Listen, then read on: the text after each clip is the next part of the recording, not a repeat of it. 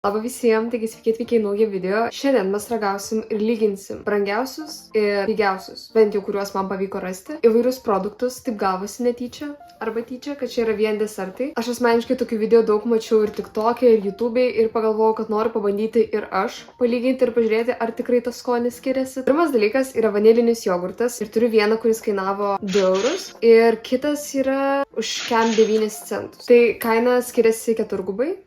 Jeigu mano matematika mane meluoja, pradėsime nuo pigesnio. Konsistencija jo yra štai tokia. Wobbly.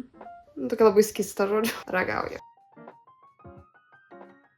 Tiesiog vanilinis jogurtas. Galėčiau prisikabinti prie konsistencijos, kad man tokia biški per skysta. Bet skonis fainas. Nėra kažkoks, kaip būna tokie labai chemikiniai jogurtų skoniai. O šitas yra, pasirodo, iš avių pieno jogurtas.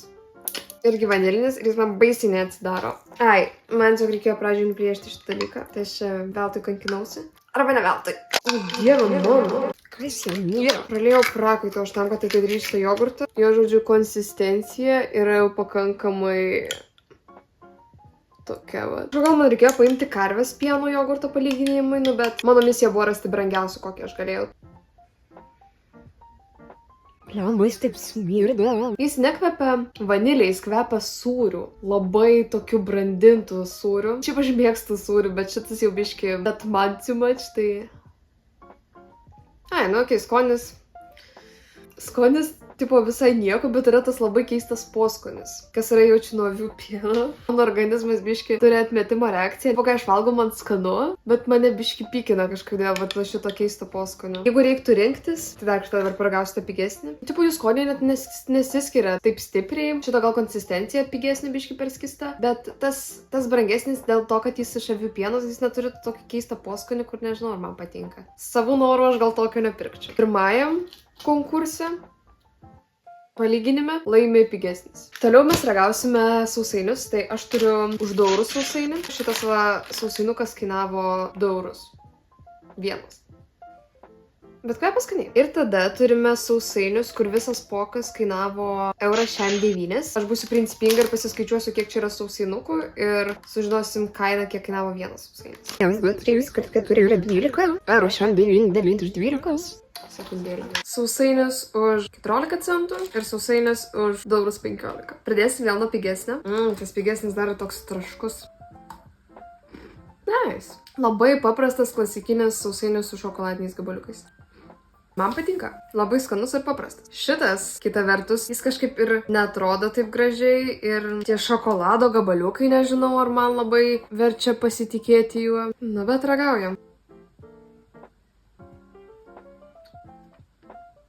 Aš čia kažkokį alę sveikuolišką išsirinkau. Taip, jis neblogas. To šokoladinius gabaliukus aš gal be reikalo užheitinau, nes jie tikrai skanus. Bet va šitas va, jis man visas išsitrupa burnoj, bet blogąją prasme. Jis toks nedakeptas kažkoks. Man vėl laimi pigesnis variantas. Gerai, aš prieš savo veidrodį turiu, nes man atrodo, aš čia su jumis šnekėčiau ir kažkurio momentu tiesiog čia visur šokoladas būtų man dantyse. Toliau mes ragausim mano vieną mėgstamiausių desertų iš esmės ir tai yra halva. Problemėlė yra, kad aš nežinau, kiek šita halva kainavo. Šita halva, žodžiu, aš tikrai žinau, kad buvo pigi. Čia yra pigioji halva, kurios kainą gal patikslinsiu arba ne, bet, nu, aš spėjau, kad jinai eurą nekainavo šitas visas blokas. Ir tada aš radau halvą, kuri neatrodo netgi taip pat gražiai, už 5 eurus.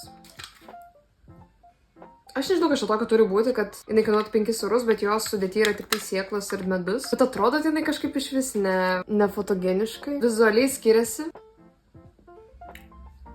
Na, šita halva yra žiauriai gera. Aš šiaip esu labai mėgėja halvos ir šita tokia žiauriai gera. Tai pigi man patinka, jokių nusiskundimų. O šita, nežinau, man čia reikia šaukštų kažkaip bandyti iškrapštyti. Ragauju.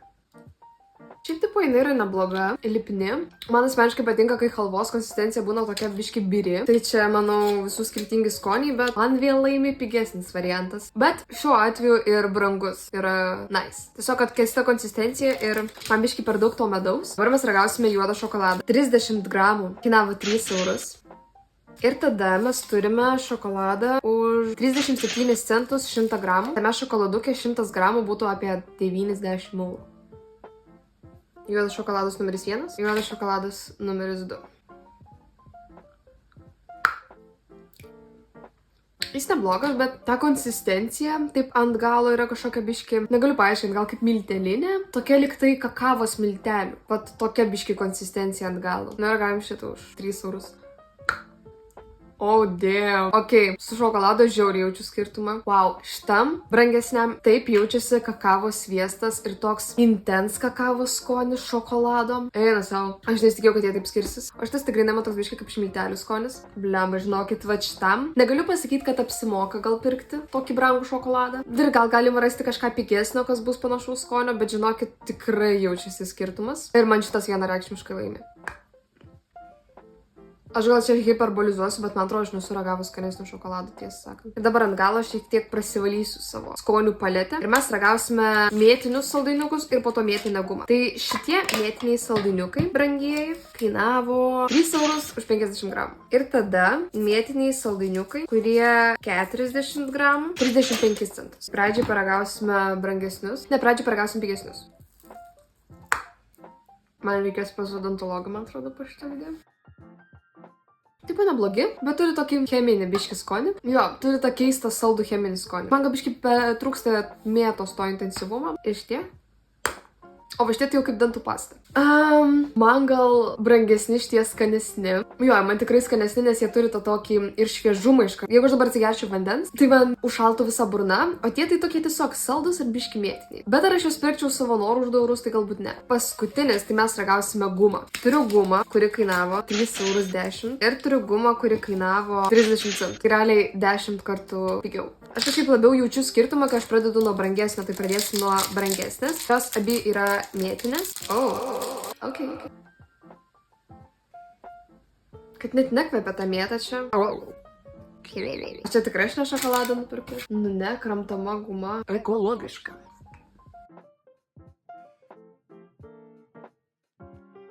Man teko išspjauti ją kuo greičiau, nes jinai turi Medžio poskonį. ir kažkokių keistų žolelių poskonį.